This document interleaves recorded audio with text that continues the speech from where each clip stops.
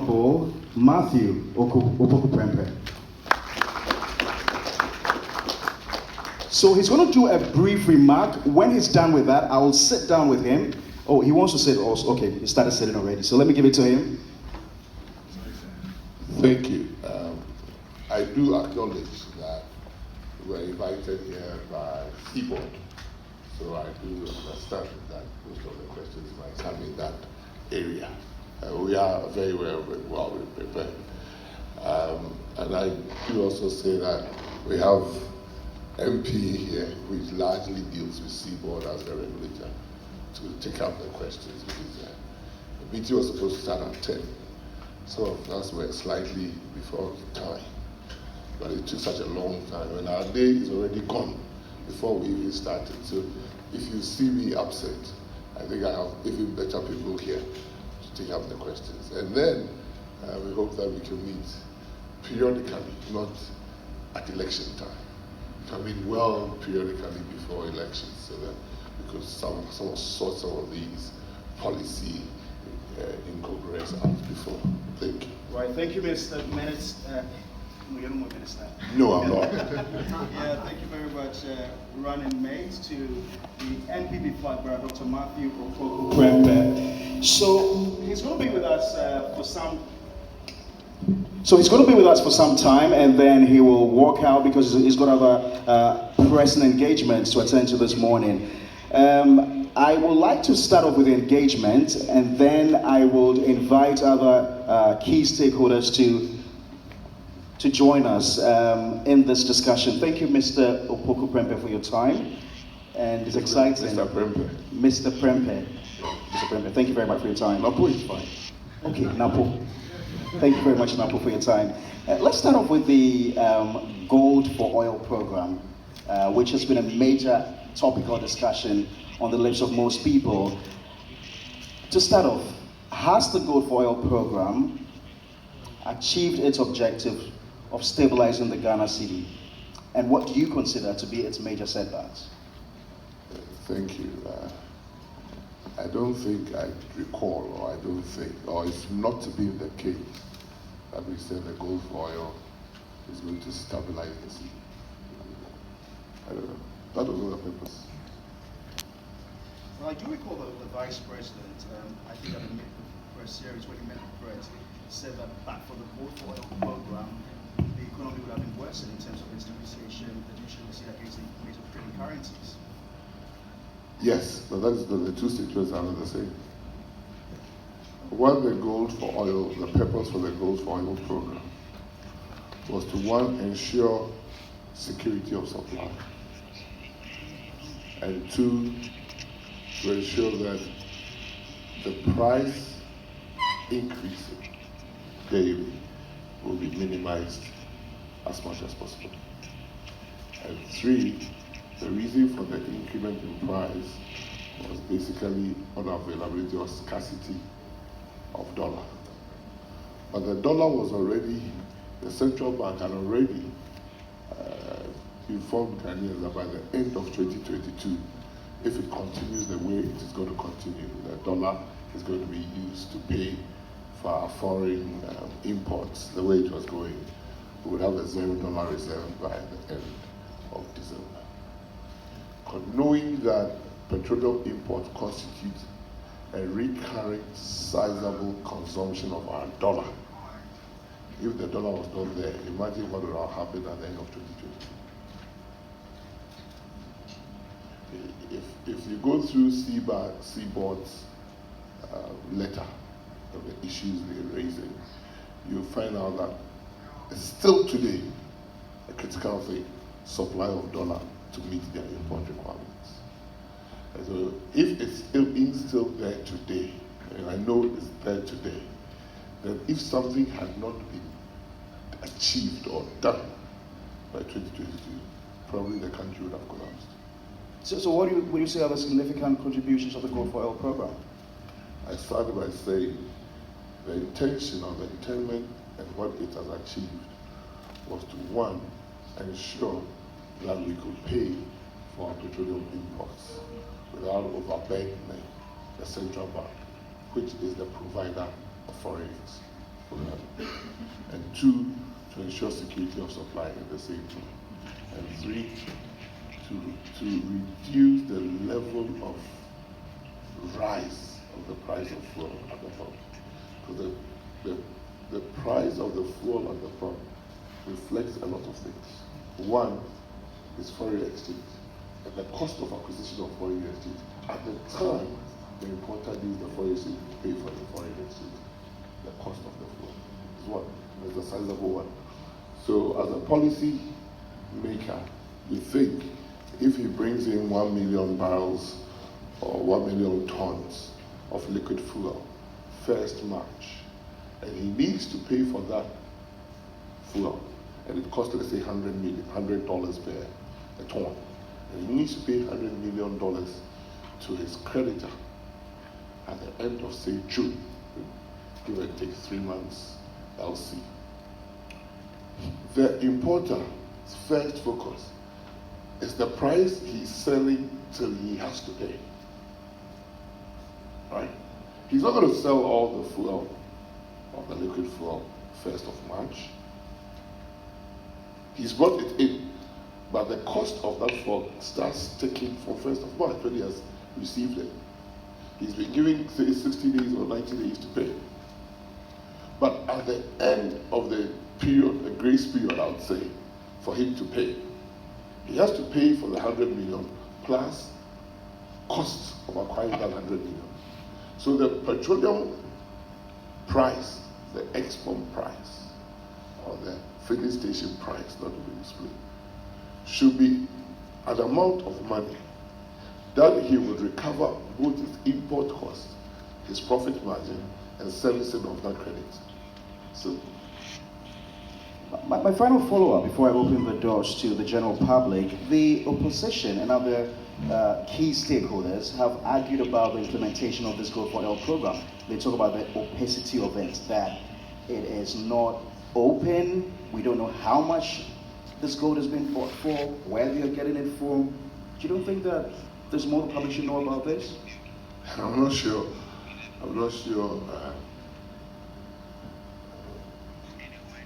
Vocalizing the opposition misguided statement helps us.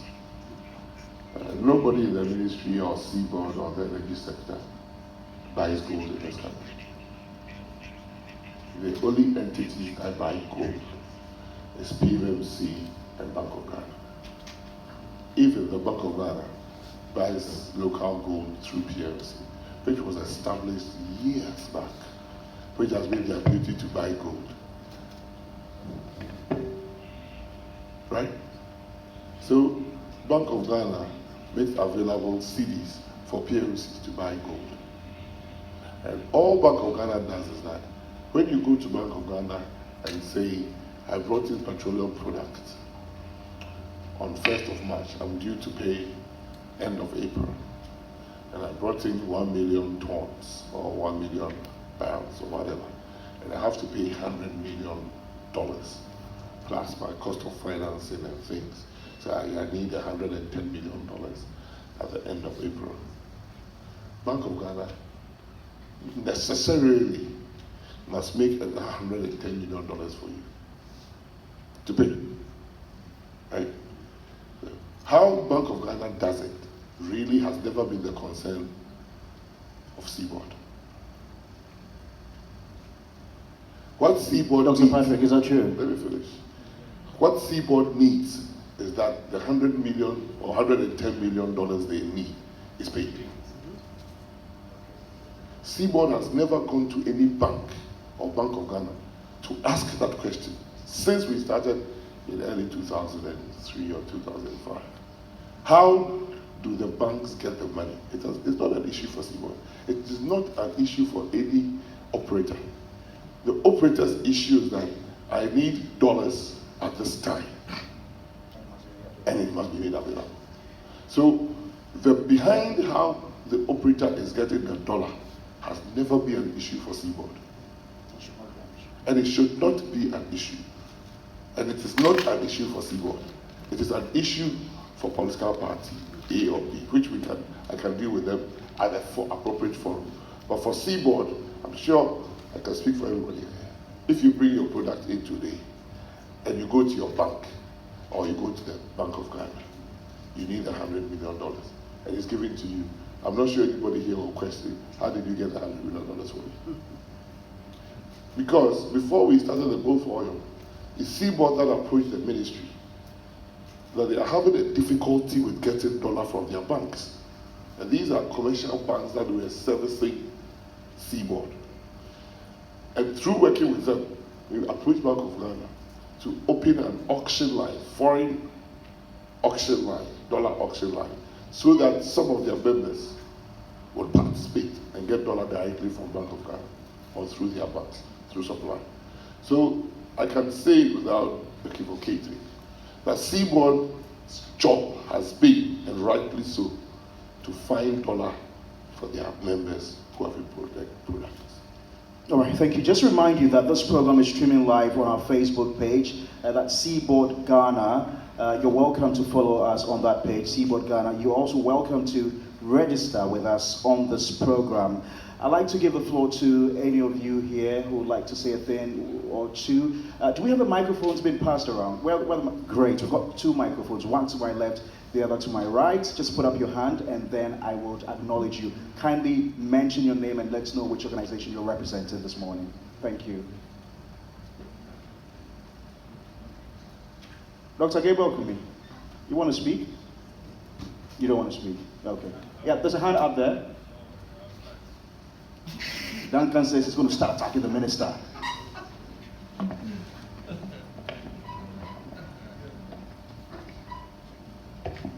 All right.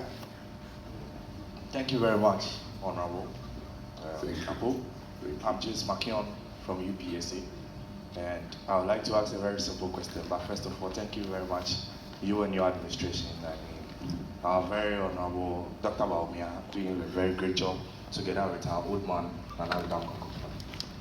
So my question is about our energy security, and what are the measures the government is taking to ensure energy security and reduce reliance on imported fuel?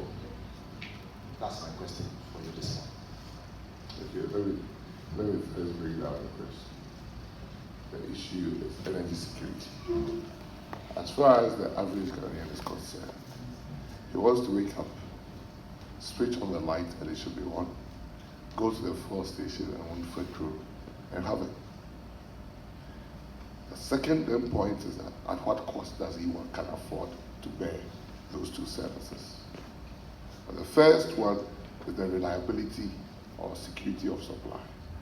And the second one is the cost for that commodity. Two issues. To deal with the first one, if you listen to the presentation, is the reliability supply. Well, first I'll deal with the petroleum side because that is why CBOD is the one who is invited us. But we can talk about the power side as well. CBOD has been for a very long time, since the middle of the 2000s, the importer of our petroleum products into the country. And it must be recognized. It was not that President Kufuor that introduced CBOD, or private sector participation, into petroleum supply. Before that time, the petroleum supply had gone through different phases of importers. Either TOR, as the nation's refiner, but it could supply 100%, or GMPC, as the nation's explorer, but doubled in every other thing. Right? So government directly was not bringing it. It was always bringing it through a quasi-government agency or something else. And then, as the economy grew, TOR could not refine enough to meet our local demands, let alone export. So there was a need to bring in private sector participants to come and import. So there were three entities. TOR will put as much as it refines onto the market. BOST will also put their petroleum. They used to buy petrol. There was a levy called BOST levy that BOST will use to buy petroleum product and store. And after, I think after every 3 months or 6 weeks or something, they have to decant. They have to sell it to bring in new product. So when you mark up the two, the rest of the supply that was not available is when the private sector was supposed to bring in. Even at that time, it was limited to probably 2 or 3 companies, right? And they were bringing in only the gap that the market could not supply. So it was TOR, it was BOST, and it was the private sector. This thing moved to a time where the TOR could not do much. And BOST itself, government came and decided that this BOST levy or BOST brigade is so inefficient because of debt accumulation for these 2 entities. Why don't we let the private sector bring in it more? So it moved from the private sector who brings in should have its own storage, which was how the program started. So a few private sector companies that were supposed to do import would have to have the storage of the product they were bringing in. To let's allow the huge storage capacity that existed in TOR and BOST be used for storage on behalf of the private sector, so that we don't have Ghana doesn't become a tank farm, really. So even now, we have more storage for liquid petroleum products than probably some of the big countries in the world. We store, we build the capacity. So if you look at the projections. So now we want to even convert our storage into a re-export terminal. So that is how the strategy and the policy has changed over the period. To now, we have more bulk oil importers than Nigeria, or for that matter, Egypt. When you consider that Nigeria doesn't refine 1 drop of this barrel of oil in Nigeria. We are not here to discuss Dangote and its problems. We are here to talk about Ghana and security of supply. So we've moved in all 10 different governments have tried to tweak the policy as started by ECOFO to ensure that there's always petroleum storage available in the country. To the time when, a few years before I became the minister, one of our biggest product imports into the country had gone and even received cabinet approval to change BOST to become a storage terminal for that company. And it was CBOD that fought against it because it would have led to the death of a lot of Ghanaian companies, Ghanaian-owned companies. So the government had to shelve it. So we have moved all in a bit to tweak the policy, to tweak the regulations, to favor reliability of supply.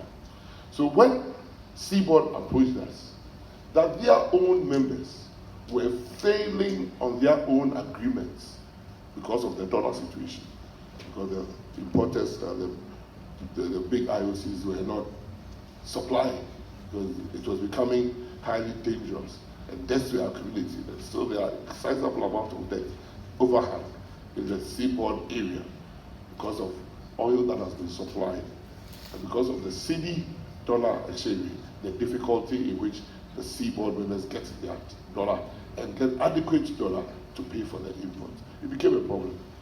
So government had to act.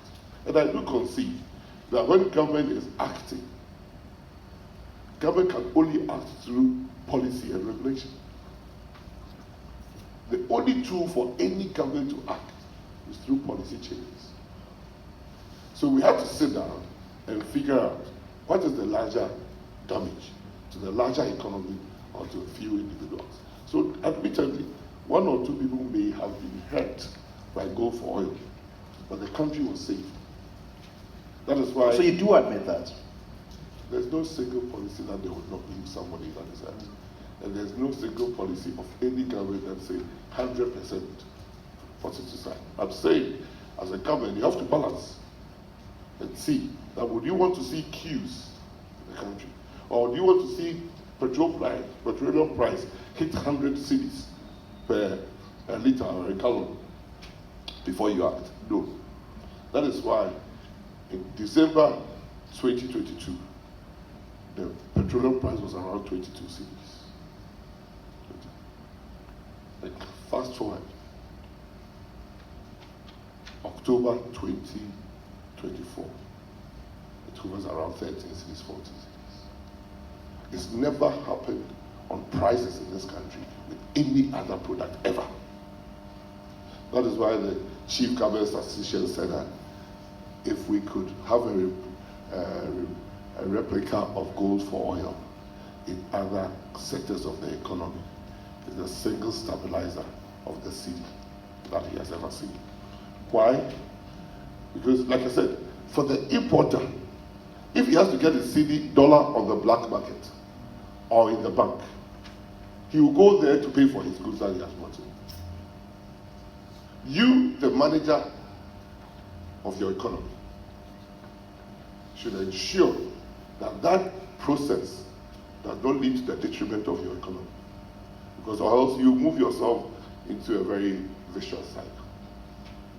And there will be more fuel coming, there will be no dollar, and prices will be going at the pump.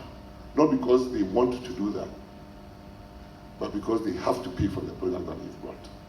Because if you look at the prices, I can tell you, for the first probably 5 years of this current government, first 5 years, prices hardly went up. Prices hardly went up when the importers could get their dollar at reasonable rates. The prices were not moving every 2 weeks as much as possible, because they knew that they had to work, but they knew that the economy had to be able to afford. But it is when the dollar became a problem, availability of the dollar became a problem, when their importers, the IOCs, were not committed to the contracts they had signed. Then CBOD itself led a discussion with MPA and the ministry, and what do we need to do? I would say the first forex auctions, it was suggested through CBOD. And maybe you don't know, gold for oil from day one, CBOD was around the table. It is nothing that we sprung, there is no magic, it's as simple as that. And let me just say this. Bank of Ghana then came up and said that one of the big telco companies wanted to transfer its dividends, a legitimate business. But they have accumulated their dividends in cities. And when they are taking that city to somebody in Togo, it is no longer a city that the person in Togo needs. It needs safer. If you are transferring it to South Africa, you need a rand. And even if he doesn't believe in the rand, you get an international currency for me, which is the dollar. That mobile telecom company doesn't care a hoot where the dollar will come from or how you get the dollar. It just wants to transfer its dividend legally out of the country, which you can't stop it. Right? Right. So when they got explained how we've done the gold for oil, and how Bank of Ghana itself started a bigger one, gold for reserve policy. So okay, give us your city. And that's where gold for oil is going now. Give us your city. Allow the institutions that buy gold from Ghana. Buy gold. Give that gold to gold commodity players, just like IOCs. There are international companies that deal with gold. Get the gold to them. The value is determined internationally. And let them use that value that they will get to settle your dollar bill outside this country, to take the dollar issue out of the local economy. What wrong with it? In fact, we must be thinking, why is it that it has taken us too long to come here? The good Lord gave Ghana gold. The good Lord gave Ghana gold. He never gave Ghana cocoa. He gave Ghana gold and has given Ghana oil. It is up to us as citizens to apply knowledge in putting value and how that value is going to support our economy. So I'm looking forward to a day when those big importers, whether it's commodities, and it's all commodities anyway, rice, oil, sugar, petroleum products, all commodities. We can have, and we've started it and it's working, an understanding that if within your credit period you are giving, why can't you sell it, bring the city enough, and let us buy the gold, which hitherto was not adding a cent to our national accounting books. Now, you can't take, if you're a small scale, the law says you can't. Explain it. Sell that rice and bring the cities. Yes. To when you sell rice, what do you get? Exporting? No, when you sell it, locally get the city. Bring the city to Bank of Ghana or your bank. Okay. Very soon you'll get there. Let your bank use that city. That is not your concern. You want your dollar. your bank will give you your dollar, but the bank will use your CD to buy gold from local Ghanaian gold miners. Okay, so I had this very ridiculous suggestion a couple of days ago. Ridiculous? It sounded ridiculous. That that the only reason Galamsey is thriving is because the Bank of Ghana is buying the gold from the Galamsey. It's not true. Bank of Ghana is not buying gold, please. When you are asking the question, don't listen to or take what somebody has vocalized somewhere. And that's why I said it's ridiculous. Yes, because we have small-scale miners. They are legitimate businesses. When the foreigners were making the profits alone to the detriment of Ghana, nobody complained. And get it straight, whether small-scale or large-scale mines, they all destroy the environment. One is asked to put in measures to reclaim the destruction. One, we can't find them. Those we can't find are probably what you call currency. But those you can find, you can locate. You find that before you even go into any production in the mine, you are even asked to establish a bond so that when you finish, we use that bond to reclaim the destruction of the environment that you have done. EPA, the former president of chief executive of EPA is here. You can't go anywhere in a mine without putting some form. In petroleum, they call it decommissioning fund and things like that. You're supposed to put a certain amount of money there. So when you finish your activity, at least you can bring back the environment to a near usable state that you find yourself. Right? That is not currency. I'll tell you, between 2012 and 2016, 1,400 licenses were issued. Between 2017 and now, only 1,000 licenses. So it is not a matter of just repeating what somebody is saying, a bit correctly or incorrectly, a bit politically or partisanly, but to analyze the situation and see. I keep saying, whether you like it, the first so-called currency things happened in the 1800s. And you have to understand when you use the word currency, it means unregulated, unlicensed mining.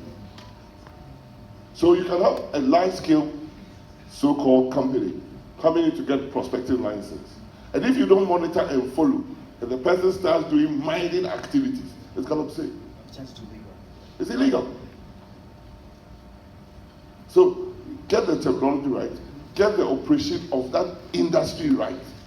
I don't believe for a second that everybody becomes a commentator on everything without knowledge. And it's sad. So this morning I was reading a letter sent by somebody that they are inviting MPP. Of course, myself, I'm going to meet on an issue. And when I read the letter, tears nearly dropped.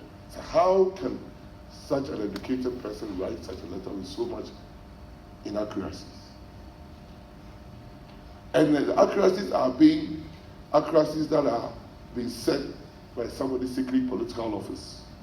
But when you are an independent, objective, active development partner, you don't necessarily repeat what a political opponent is saying.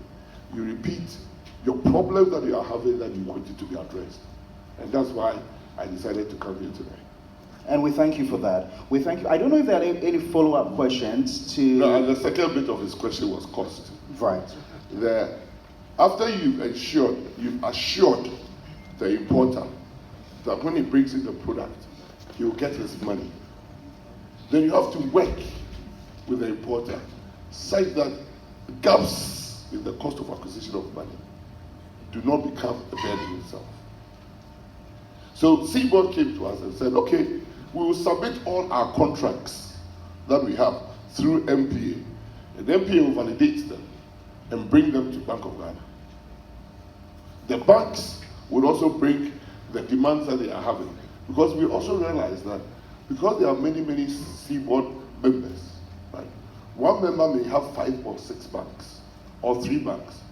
And when he needs the dollar, he will go to all the banks, whether you like it or not. There have been few instances when one member has gotten 3 or 4 allocations in the bank, more than what it needs to pay his LC. So there was a need to bring in efficiency into the system, so that others who also have credits that equity here, others who also have credits that needs to be paid are not shortchanged. It's not equity. Because different people bring different things at different times. So it's not about equity. No. Thank you. So Duncan, you have your hand up, but just to follow up from the discussion of forex availability, the CBOD has said that the Bank of Ghana in recent times has reduced the volume of forex and that they auction to the BIDEX to just about $40 million a month, which only constitutes about 15% of the required forex for petroleum product imports monthly. What will your government do differently to ensure that forex supply for petroleum products imports are adequate? Supply of dollar via Bank of Ghana to the forex market is not the only available line of dollar for an importer CBOD. The Bank of Ghana looks at the totality of what is needed and the various supply lines that they have oversight over and decide to make allocation because they don't have enough dollar in their kitty to meet everybody who needs the dollar at any time. It's a recurring problem. That's why we are restructuring the economy. That is why people have suffered with some decisions that have been made, which is acknowledgeable and understandable, but they will be very, very painful. So, Bank of Ghana, if it knows that its window of forex, it needs, or its window of contracts available, it needs $100 million. So out of that $100 million, nearly 60 million is going to be serviced through gold for oil, because they are the ones who are sending the gold and paying. And he knows that maybe 20 million can be served by the local banks. So it needs to put up only 20 million on the forex. It won't put 40. Because they're also looking at the times where the credits have to be honored. So it's something that is going to be every day. CBOD, through their structure that they have with Bank of Ghana and MPA, the Ministry of Energy, will have to address problems as they arise. It's not a one-stop shop game, right? You haven't answered the fact that when MPA relies on an individual member to bring in 1 million liters, contracts acknowledge and everything, and when it is due, the person doesn't bring the 1 million barrels, Ghana suffers. You heard the alarmist statement that was made. Today is what? Today is Friday. Alarmist statement that was made on Monday by certainly an entity looking for political position. So that, oh, LPG is short, so LPG prices are going to go high. For MPA to come up 3 days later and say, when they look in their banks, LPG is not going to get short for the next 2-3 weeks. Because the panic that was going to be set in the system was to achieve a goal not because of reliability of supply. Right? So our utterances are, we want to protect Ghanaians in CBOD. Done. And they know me very well. At any time, I think we should not have even a single foreigner in small scale mining in this country. Just as a Ghanaian. Because I have been searching for how many big countries that have mines do they have foreigners participating. And I'm finding it difficult to look at even almighty America. I'm even finding the most capitalist world in the country in the world. That there's a local mine, whether oil or something in America, and it's serviced by foreigners. It's difficult. So we also have to, and that brings us to local content. That where local content has to get to Ghanaians, it's getting to a stage government must provide more financial support for Ghanaians to take charge of our local economy. Right. Duncan, you want to start? Please, the microphone to Duncan Amwa. He's with COPEC. I think maybe after Duncan, I would run away. Your Excellency, you won't run away. After Duncan. The team here would wonder. I have knowledgeable people, so don't worry. So we'll make it very snappy. If you write your question 3 days before coming, you cannot be snappy.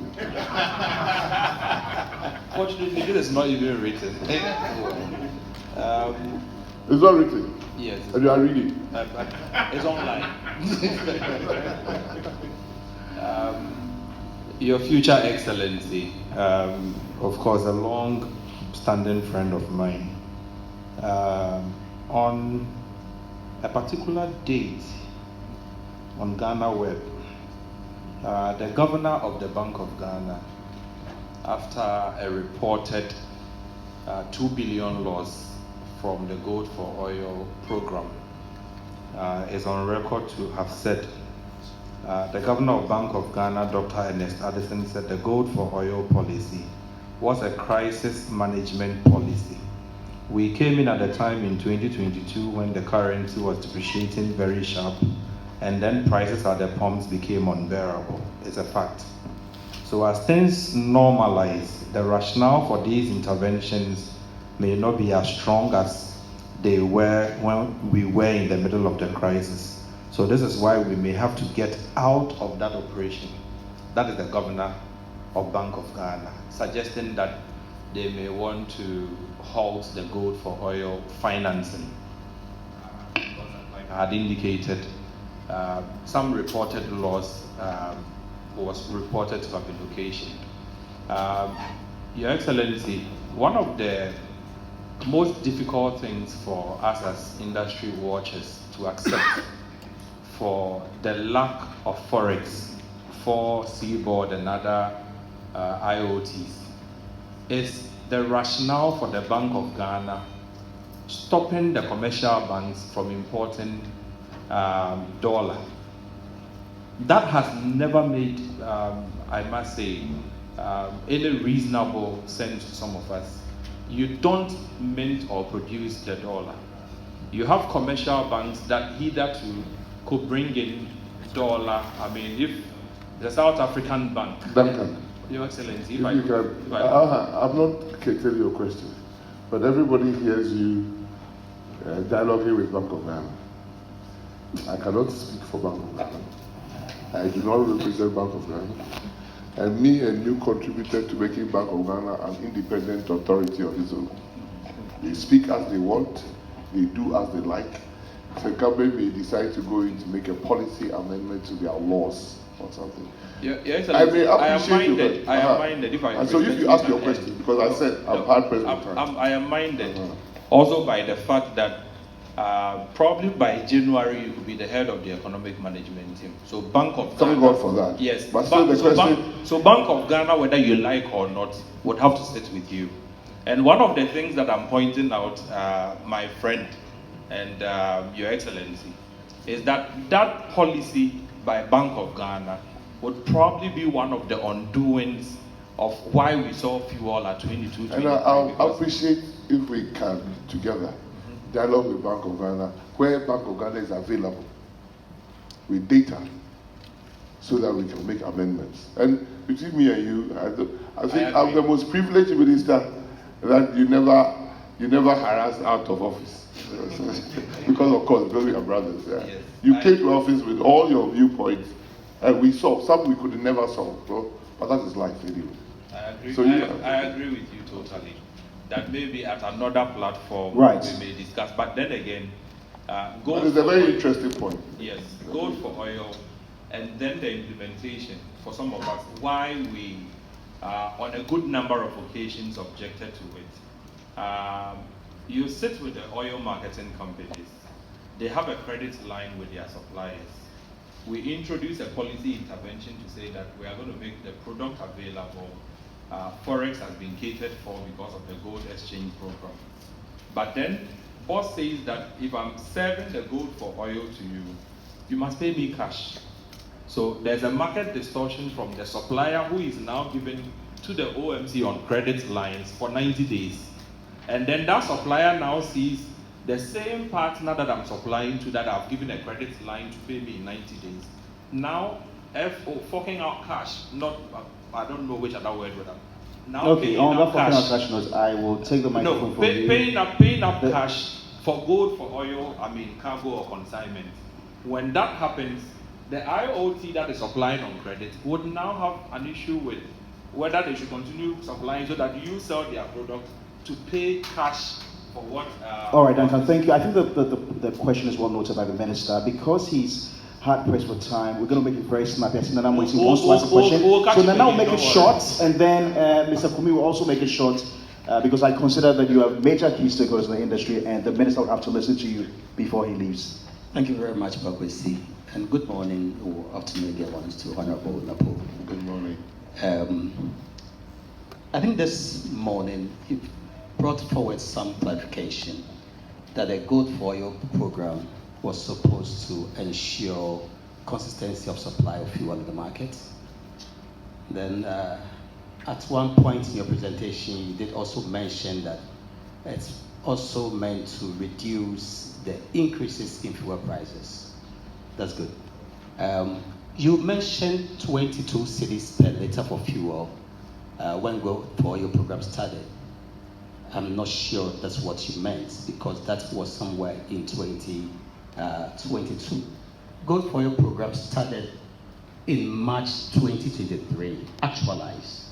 The first cargo got to the shores in late February 2023. Please, your question, so that I don't run. Good one. I want to bring some preamble. At the time Gold for Oil program was started in March 2023, the price of fuel in the market was around 13 cents per litre for both diesel and petrol. At the time, and it's on record, again the CD was selling for about 12.66 pesos to $1. International prices was hovering around $800 per metric ton for each of the products. Today, international price of diesel and petrol hangs around $600 per metric ton. Price of fuel on the market is a little over 14 cedis per litre. The CD is now, the dollar is now selling for close to 16 cedis.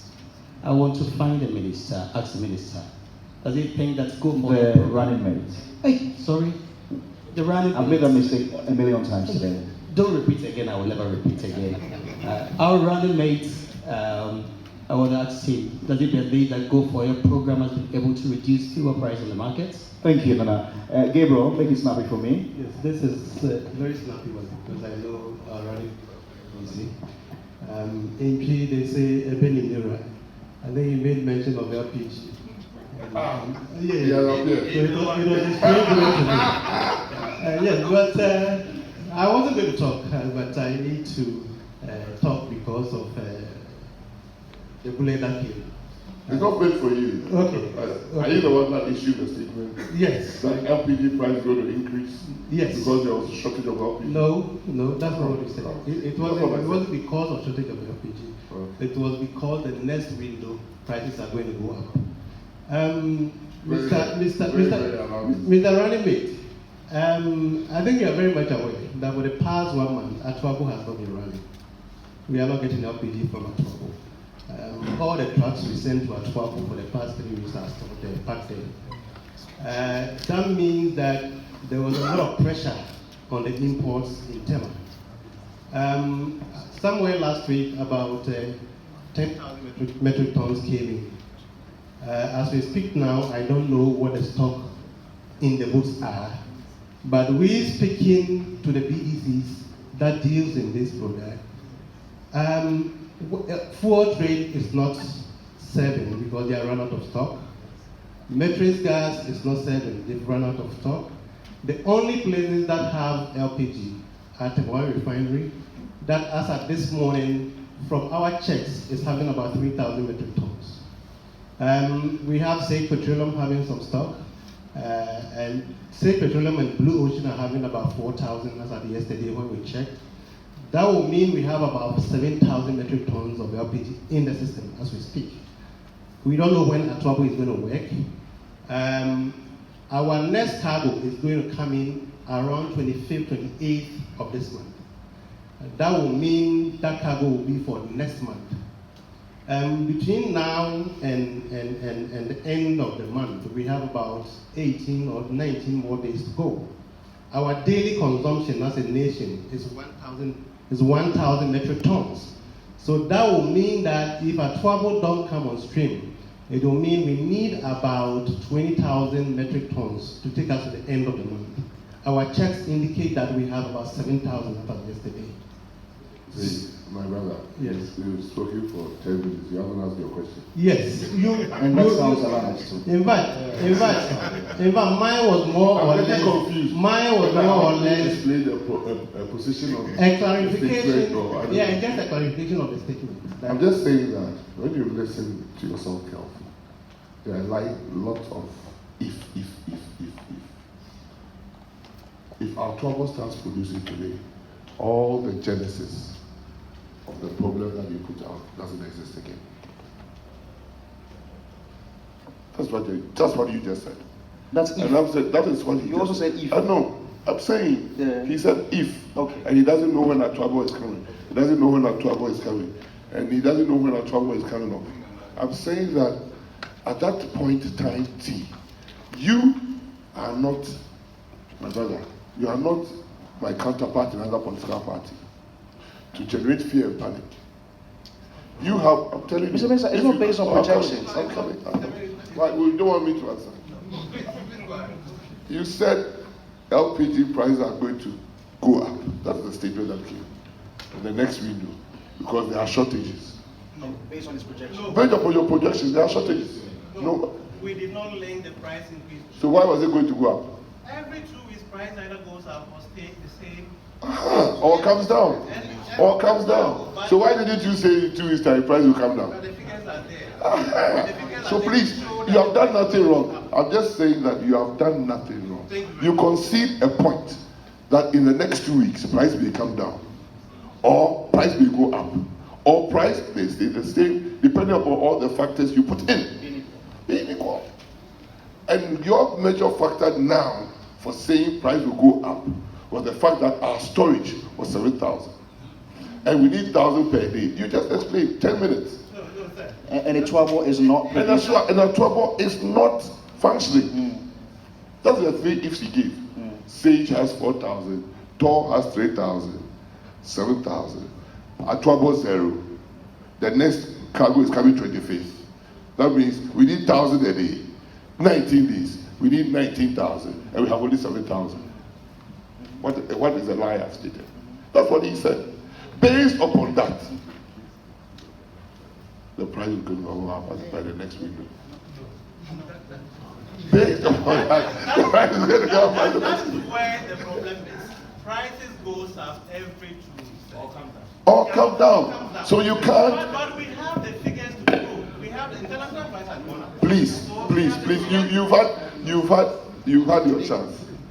Your chance is based upon if. Your chance, you said it. Everybody here heard you. That you checked as of today. The day that you checked, you brought that paper out. What was the storage in Tor? You come up with your statement. 3-4 days, reported it here.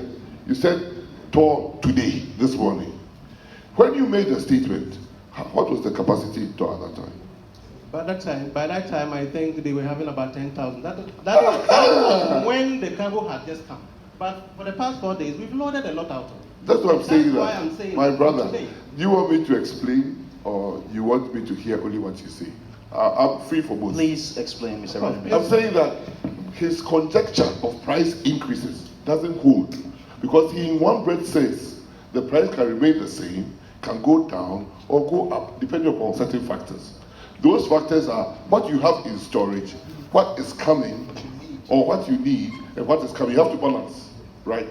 He says, he's the knowledgeable person here, I am not. He needs 1,000 a day. The statement came out on Monday. When the statement came out, he was telling us Tor had about 10,000, right? But he was still able on Monday to issue a statement that caused fear and panic. I am on the receiving end. As soon as I read the headline, I didn't go into it too. As soon as I read the headline, my first was to call people in MP. What the hell is going on? Right? MPA came out with a statement. The deputy chief executive of MPA or something. Here, he will defend the statement. But all I'm trying to say is that in the market space, Ghanaians should expect a price increase in LPG based upon the fact that we don't have LPG in the country. And there's no LPG coming till 25th. And LPG international prices have gone up anyway. But whether it goes up or not, every 2 weeks, the window reprices. We've lived with the repricing at the window of 2 weeks for over 10 years in this country, for God's sake. It didn't start 2 weeks ago to dramatize the fact that petroleum products will increase. This is my brother Duncan. He will even forecast and make hell is coming. But he does it every time. The only time he doesn't talk is when it's going low. I talk. I don't have a problem. I don't have a problem with that at all because we have lived with it from successive governments. So it is not the politics of it. I'm saying now, all his assumptions he used to come up with a statement has been disputed by FPA. As we speak, Atobo is working. As I speak this morning.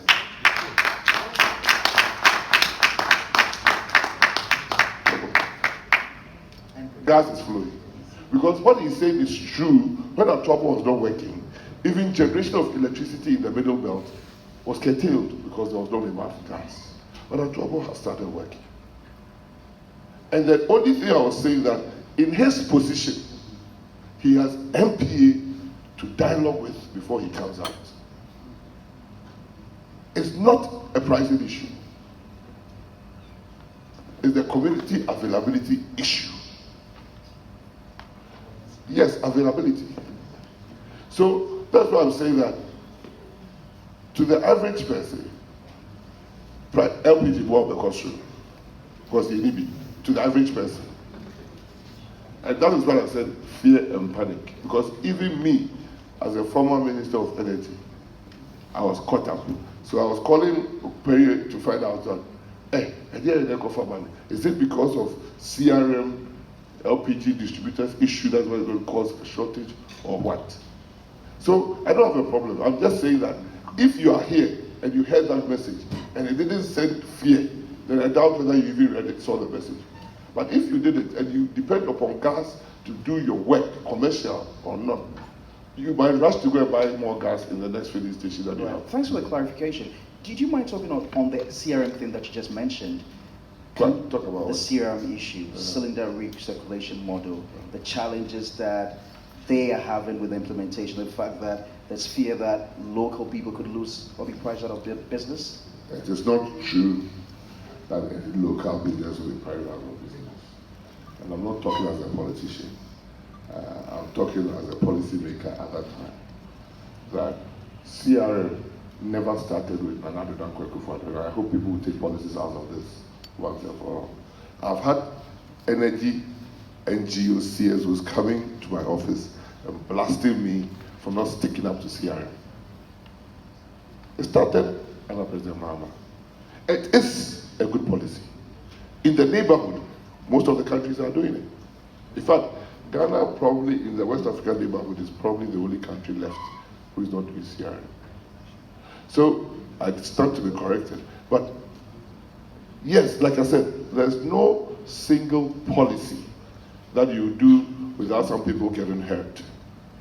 And so MPA work with government, my ministry, and industry players. They probably have a meeting every month or every other month on this thing, on even the rollout of CRM. And the policy has been tweaked. Who's going to buy the cylinder? Who's going to own the cylinder? What are the prices? What are the taxes? And everything, they've been calibrating it. And the decision now for implementation is that the two are going to continue pari passu. LPG bottlers, yes, concurrently. So what is the issue? You cannot say CRM should stop, because government policy supports CRM. We won't say lose out of the market because of the LPG bottling market. But you say there should be no competition. We should stop competition in this country. Where competition is the chief statement, all the industry boards, chamber boards come and tell us we should allow competition. Even in this issue of Forex, what is CBOD saying? CBOD is saying that we should allow, did they say we should stop go for oil? In all these things, CBOD is saying we should allow more private sector players to also benefit. That is their statement. Ask check. He said, as we are doing it now, It is not acting well for competition. So we should allow them to come.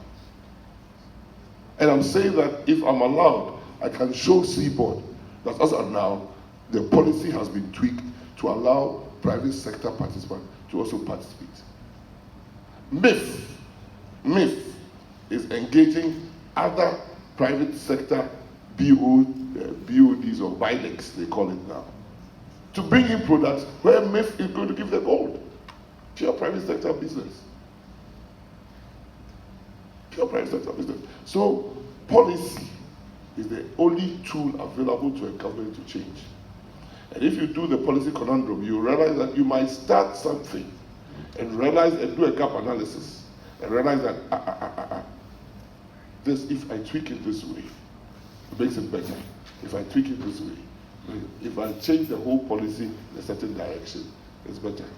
But government's ultimate responsibility is to ensure what my brother said, availability of fuel at the post. When Ghana was enjoying fuel, even at the peak of COVID, even some European countries, they were accused. You have to acknowledge the work that some government entities have done.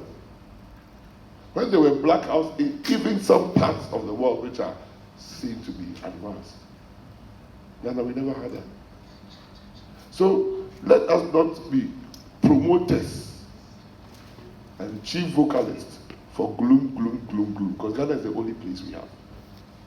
Yes, correct a government policy when you think it's wrong, but don't misrepresent a government policy that is working perfectly. Now we are being asked to dispute prices of petrol. So if I ask a question, what contributed to the price falling from 22 cedis to 13 in March? All I'll hear is that international price. All I'll hear. But what CBOD should understand is that we still have another critical player who has come, who is also consuming the same dollar, who is supposed to be producing around 30 to 40% of our market requirements, which is another private sector player. MPA cannot just sit back and fold their hands and see the formula I am working with is only importers. Now MPA can't say that. MPA has to balance those who have set up a factory here, refining crude, their interest in providing jobs and other things with CBOD interest. With BOST, I as a minister have settled squabbles and fights. BOST and MPA. I said, BOST, whether you like it or not, you have to submit your contracts to MPA. Even though BOST is for government, I won't use government power to undermine the whole sector. No, that is not the point for me as a policy maker. Ask him, he's sitting here. Big fight. I was even reported upstairs. I said, no, if you go through it, submit. If private sector people are submitting their contracts to MPA, let nobody come and tell us an argument that, oh, what is the word they use? Is a confidential, which is confidential. Cyrus is bringing products. He has sent his contract to justify going to look for allocation of money.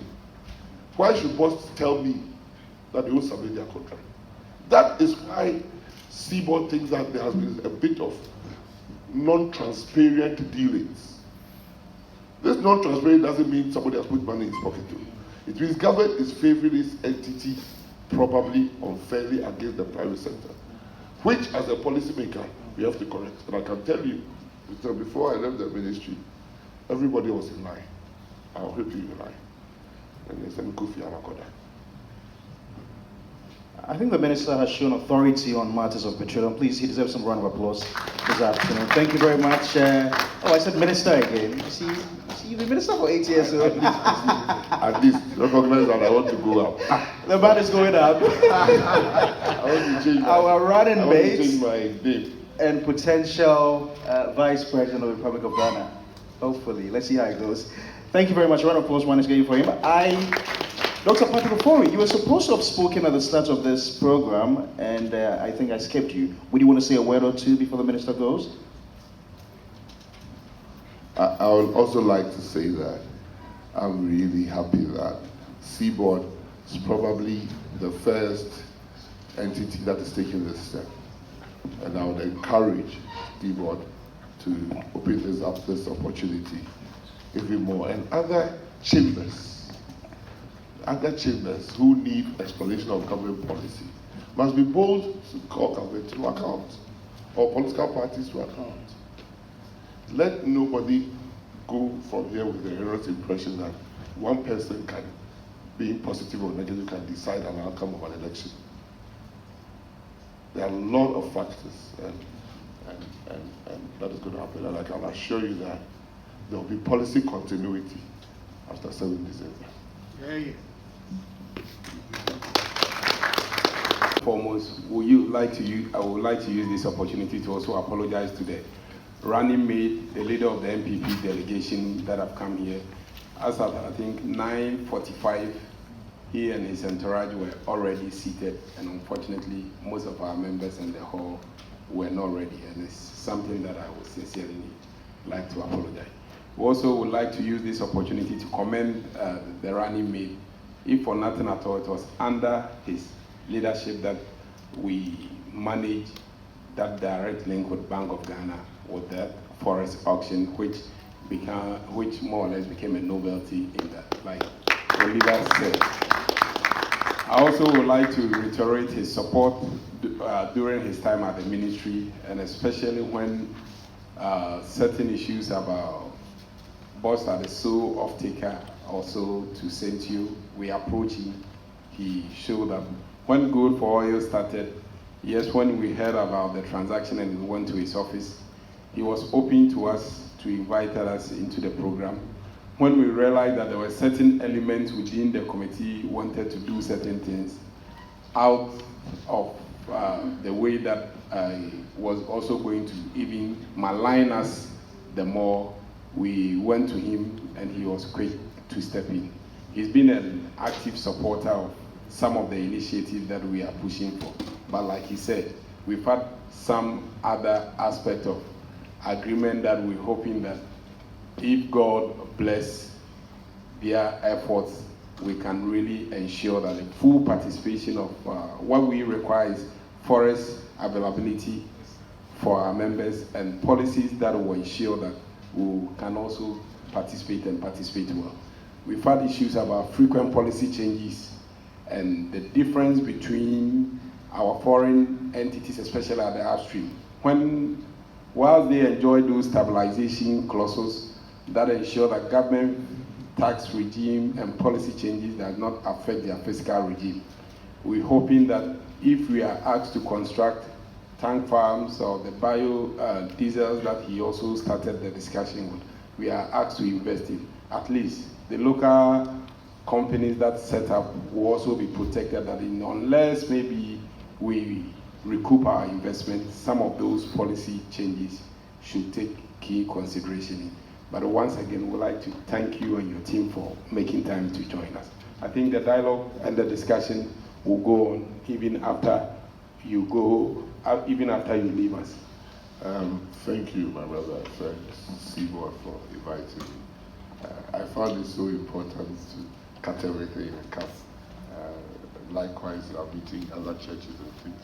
It's a very, very important thing that as industry players, you have to strive to be at the table, not at the notice board reading. You have to be at the table before the notice is put up. And that is what I think Patrick and CBOD has done since they were. As for my brother Duncan, I don't know if he's a brother or a friend, a fool or a friend. But I think he's, for me, when you follow Duncan, the only time Duncan became silent was when I was a minister of education. I thank you for that. And not because I've given. Cast a spell on him? No, I didn't cast a spell. Not because I've given him anything. I've taken money from him more than he has taken money. But really, it's because I have an attitude that come and let us talk about anything. I don't have, I'm not into the oil market. So I can look at anybody and tell him the right thing. I'm not, and that is it. He comes to my office and he's fighting. But he knows that when he leaves my office, I'm going to repeat it anyway. I'll never have said the things that Patrick said. But the fact is that I don't think government as government has a role in supporting one or the other. He has a role in protecting the citizens from others. So if CBOD does something that will be adverse to the citizens, I don't care which NGO will shout at me. I'll do what will protect the Ghanaian citizen, and I'll do that what will protect the individual. Thank you so very Thank much, you. Mr. Rani. The discussion continues. Mesa is still a minister, so he can come here. Perry too is here. CBOD and Perry, I think they sleep in the same bed. I don't know if they wake up, go through different doors. But they are here, he's here to take it up. Yes, He even goes to talk about the CRM okay. and the LPG matter. Right. He will talk about it. Thank you very much. For NAPO Perry. is running mate to NPP flag bearer Dr. Muhammad Bawumia, and is aspiring to become the Vice President come January 2025. Wish you all the best, sir. Thank you. I need your vote. I'll give it to you.